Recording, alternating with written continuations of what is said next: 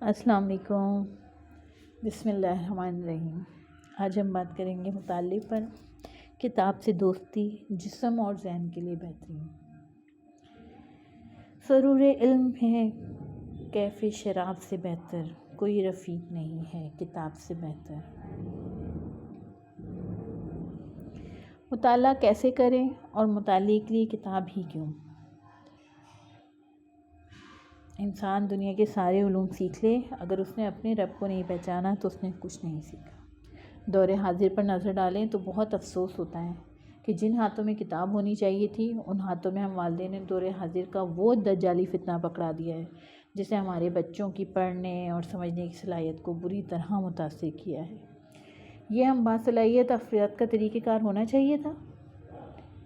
گھروں، شہروں اور اسکولوں سے کتب خانے کا ختم ہو جانا صرف مطالعے سے دوری کا سبب ہے، بلکہ نام نہاد پڑھے لکھے معاشق کی جہالت کی عکاسی ہے۔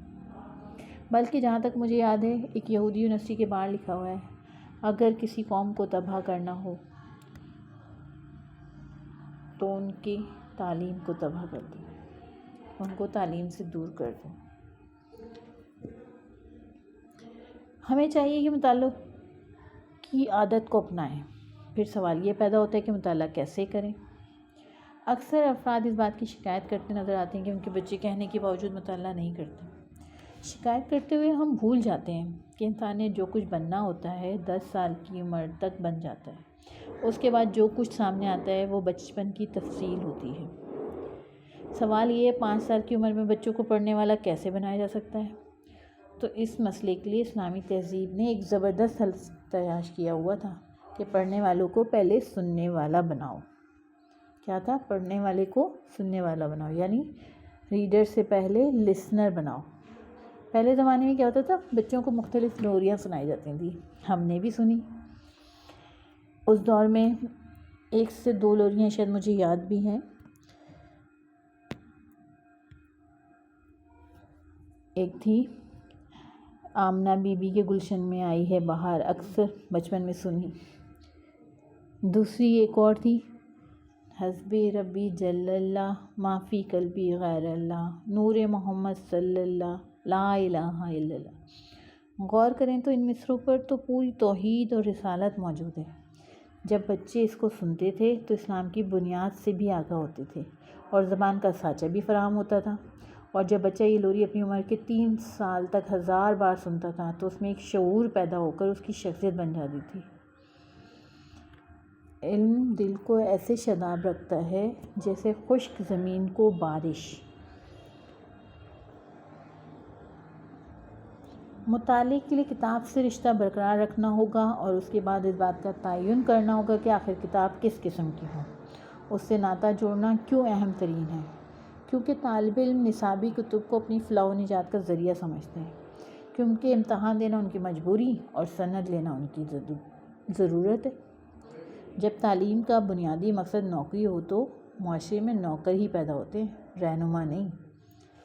کئی 100 سال پہلے اگر ہم چلے جائیں تو مطالعے کی اہمیت نظر آتی ہے۔ کئی بڑے بڑے امام، عالم اور بزرگ علم کے حصول کے لیے اپنی زندگی ختم کر دی، لیکن پھر بھی علم اور مطالعے کی پیاس پوری نہ ہوئی۔ امام کا ذکر نکلا تو مجھے امام شافعی کی ایک کتاب میں نے ان کی پڑھی تھی، سفر کی روداد، اور وہ ایک دم ذہن میں آ گئی، تو اس سے تھوڑی سی ان کا کچھ باتیں میں آپ سے شیئر کر لوں اس کتاب کی۔ اس میں لکھا تھا زندگی کا، ان کی پوری زندگی کا سفر تھا یہ مطالعہ۔ مطالعے نے میرے اندر کتابوں کے مطالعے اور علم کے حصول کا شوق بڑھایا۔ کچھ الفاظ میں ان کی کتاب سے آپ کو سناتی ہوں، آپ کو پڑھنے میں بہت اچھا لگے گا اگر آپ پڑھیں گے امام شافعی کی۔ فرزند امام شافعی کہا کہ علم ایک سورج ہے جس کو کسی دائرے یا مقام پر اسیر نہیں کیا جا سکتا۔ علم کی خاطر میں زمین اور خون کے تمام رشتے توڑ آیا ہوں۔ میرا دل چاہتا ہے کہ ان گلیوں میں مستقل قیام کروں، جہاں میرے بچپن کے دوست ہیں، عزیز ہیں، اور جہاں کا ایک ایک ذرہ مجھ سے آشنا ہے۔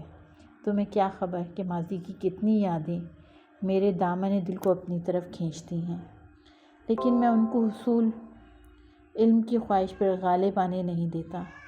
اگر تم مجھے خزان کی زرخیز زمین کی زنجیر پہنا دو گے تو اہل حجاز مجھے کہاں ڈھونڈتے پھریں گے؟ اہل شام، اہل مصر پر کیا گزرے گی؟ یہ گفتگو امیر حجاز کو علم اور حصول کی علم کی اہمیت کی فضیلت پر اس طرح بول رہے تھے کہ امیر حجاز ساقط رہ گیا۔ اس سے زیادہ واضح مطالعے کی اہمیت شاید ہی ہو۔ مطالعے کی کمی نہ صرف آپ کی قابلیت بلکہ آپ کی شخصیت پر بھی اثر انداز ہوتی ہے۔ مطالعہ کرنے کے حیرت انگیز مطالعہ ذہنی تناؤ دور کرتا ہے، کتب بینی دماغی انعطاف کو روکتی ہے، مطالعہ نیند کے لیے مؤثر ہے، کتاب پڑھنے کی عادت سے سماجی رابطوں میں بہتری آتی ہے۔ مطالعہ کریں اور ذہین بنیں۔ مطالعہ ہمیشہ اس نیت سے کریں کہ آگے چل کر وہ آپ کے کام آئے گا۔ مطالعے سے ہم دور ہوتے جا رہے ہیں۔ ہم کروڑوں روپے کی گاڑیاں تو خرید لیتے ہیں مگر چند روپے کی کتب خریدنا محال لگتا ہے۔ بات شوق اور مطالعے کی ہے۔